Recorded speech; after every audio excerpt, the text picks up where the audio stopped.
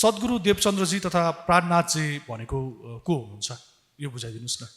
देखिए, पुराण संहिता में एक वर्णन है कि परम धाम की दो आत्माएं दो तन धारण करेगी और दोनों में सच्चिदानंद परब्रह्म की आवेश शक्ति लीला करेगी। पुराण संहिता में एक अध्याय है, उसके 16 श्लोक हैं। 16 श्लोकों को मिलाकर के एक श्लोक बनता है। उसमें लिखा है, सुंदरी च इंद्र नामाभ्याम चंद्रसूर्यो माया अंधकार विनाशाय प्रतिबुद्धे भविष्य कलयुगे। एक आत्मा जब तन धारण करेगी तो उसके नाम के आगे चंद्र शब्द जुड़ा होगा, और एक आत्मा जो तन धारण करेगी उसके नाम के आगे सूर्य शब्द जुड़ा रहेगा।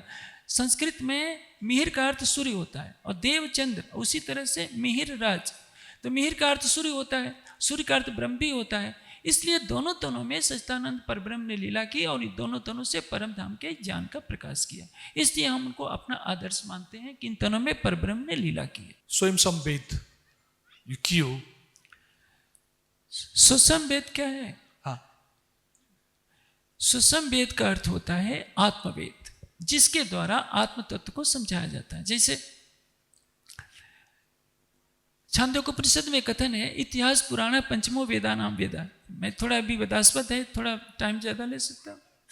sure. देखिए, इतिहास पुराण पंचमो वेदा नाम वेदा, इतिहास और पुराण पंचमो वेदा नाम वेदों का वेद है। कुछ इसका अर्थ क्या है? वेद में जो ज्ञान चारों वेद में है उसकी व्याख्या इतिहास और पुराण में की गई। इतिहास पुराण ये 18 पुराण नहीं, ब्राह्मणान इतिहासान पुराणान कल्पान गाथा नाराशंसी। ब्राह्मण ग्रंथों को इतिहास और पुराण कहते हैं क्योंकि इसमें सृष्ट विद्या का इतिहास है। कौन ऋषि किसके पास जाकर ज्ञानार्जन कर रहा है, इसको इतिहास और पुराण कहा गया है।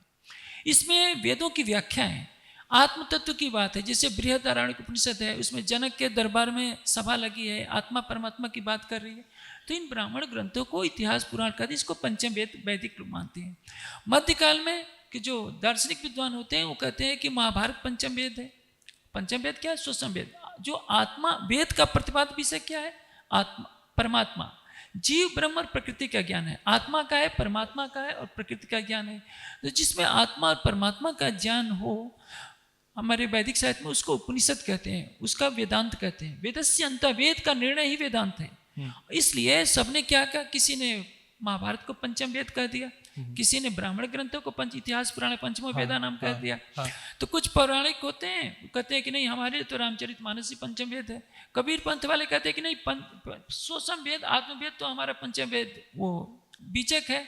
तो कोई गुरुवाणी को मानता है। सच क्या है? तारतम वाणी का प्रकाश अवतरित होता है और उसमें एक परमात्मा की पहचान कराई जाती है कि क्षर अक्षर से परे उत्तम पुरुष अक्षरातीत कौन है। अब जैसे देखिए, गीता के इतने बड़े बड़े विद्वान हैं, मैं समझता हूँ 100 से कम टीकाएं नहीं होगी। हजारों व्यक्तियों ने इस पर टीका लिखी है, लेकिन 100 मैं समझूँ 80 के आसपास भाषाओं में इसकी टीका है। उसका एक श्लोक है, क्षर सर्वाणि भूतानि, आज तक उसकी व्याख्या नहीं हो पाई। क्षर सर्वाणि भूतानि, क्षर शब्द एक वचन में, सर्वाणि भूतानि बहुवचन में, तो वाक्य बनना चाहिए या तो क्षरा सर्वाणि भूतानि बोलिए या क्षर सर्वम भूतम करना चाहिए। लेकिन सब लिपापोती हो रही है। इसमें छिपा हुआ रहस्य है कि सर्वाण भूतानि यस्मिन आश्रयन्ते स पुरुष क्षर। पुरुष क्या है? क्षर जगत से परे, क्षर जगत को नियंत्रित करने वाला जो चैतन्य आदि नारायण है उसको क्षर पुरुष कहते हैं। क्षर पुरुष क्या है, अक्षर पुरुष क्या है, उत्तम पुरुष क्या है, इसकी विवेचना केवल तारतम वाणी में है। और जिस तारतम वाणी में आत्मा की पहचान है, परमात्मा की पहचान है, जो हमारे शरीर में जो बैठा है ये जीव है, आत्मा नहीं। प्रकृति से जो संयुक्त चेतन होता है उसको जीव कहते हैं। जीव से परे आत्मा है, आत्मा से परे परात्मा है, परात्मा से परे सच्चिदानंद परब्रह्म है।